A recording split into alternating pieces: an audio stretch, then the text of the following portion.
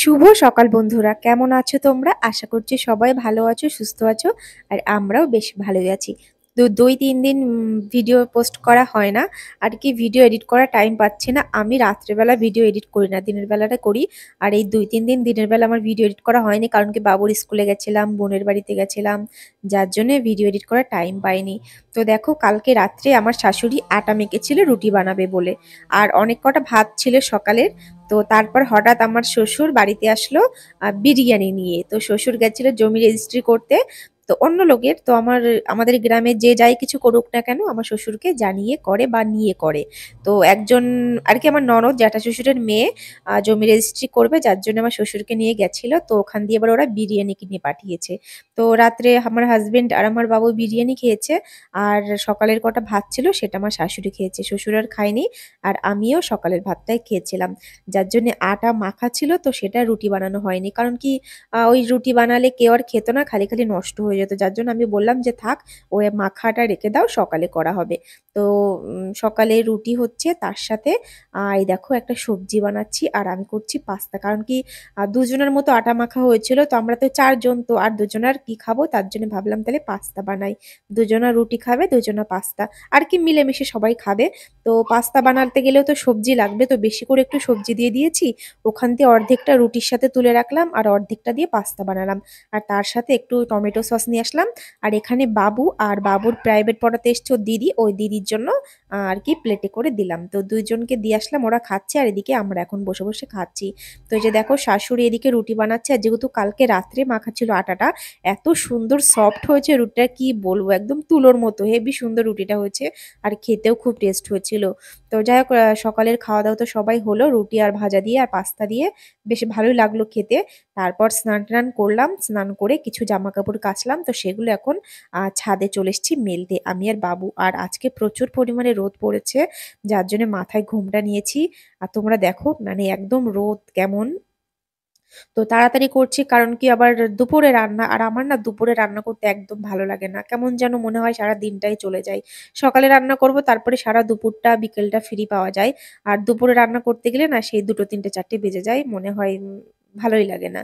তো কি করব বলো, রান্না তো করতে হবে। আর একদিক থেকে ভালো হলো, রাত্রে রান্না করা লাগবে না, সারা রাতটা ফ্রি পাবো। আর রাত্রিবেলাটা রান্নার সময় না, মানে নাম জপ করতে পারি না। আর আজকে যেহেতু রান্না নেই রাত্রে, তো বেশি টাইমটা নাম জপ করতে পারবো। তো এই যে দেখো, আর নাম জপ তো বেশি করা হয় না, কারণ কি বলতো, সংসার সামলিয়ে, বাচ্চা সামলিয়ে, তারপর ভিডিও চ্যানেল সামলিয়ে না, আর এক্সট্রা টাইম বসে থাকা হয় না। তাও করি, যেদিন পারি সেদিন 4 মালা 8 মালা। আর একাদশীর দিন, ওই দিন মানে আমি একটা প্রতিজ্ঞা নিই, এই দিন 16 মালা করতেই হবে। তো একাদশীর দিন 16 মালা করে করি।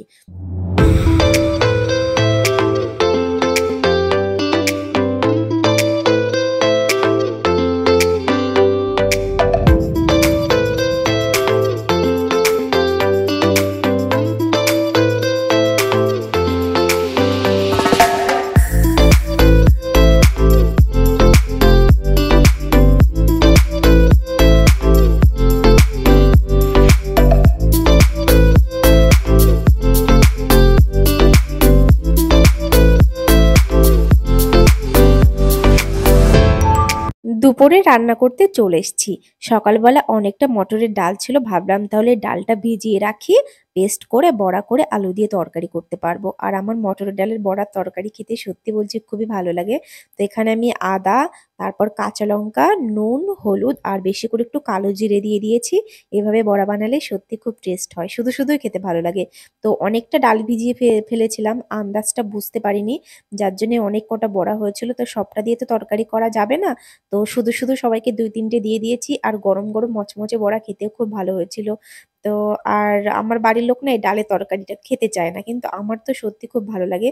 আর এদিন আমার বাবার বাড়িতে গেছিলাম, আমার সেজো বোন পনির দিয়ে ডালের বড়া আলু তরকারি করেছিল, সত্যি খুব ভালো হয়েছিল। কিন্তু দুঃখের বিষয় আমি সেদিন খেতেই পারিনি, আমার একাদশী ছিল।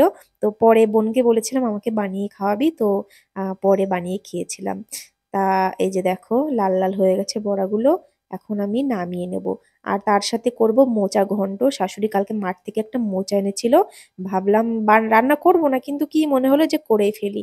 তো দুপুরে খাওয়া দাওয়ার পর কাজকর্ম সেরে সন্ধ্যাবেলা চলে এসেছি আমাদের এই পাশে মৎস্য হচ্ছে, তো সেখানে আসলাম। ভাবিনি যে আসবো, কিন্তু কি মন হলো, সবাই গ্রাম থেকে আসছে, ভাবলাম তাহলে চলো। আর ঠাকুরকে দর্শন করতে আসা তো মানে ভাগ্যের ব্যাপার, সবাই তো আসতে পারে না। তো এখানে দেখো রাধা কৃষ্ণ পঞ্চতন্ত্র, খুবই ভালো লাগছিল দেখে। তারপর আজকে যেহেতু শেষ দিন, এখানে খিচুড়ি প্রসাদ দেওয়া হবে।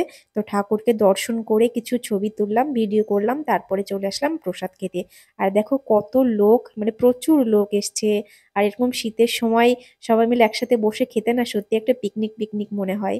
তো এখানে আজকে যেহেতু শেষ দিন, তো চিড়ের একটা ভোগ আছে, তারপর ফল প্রসাদ আছে, তারপর আছে খিচুড়ি।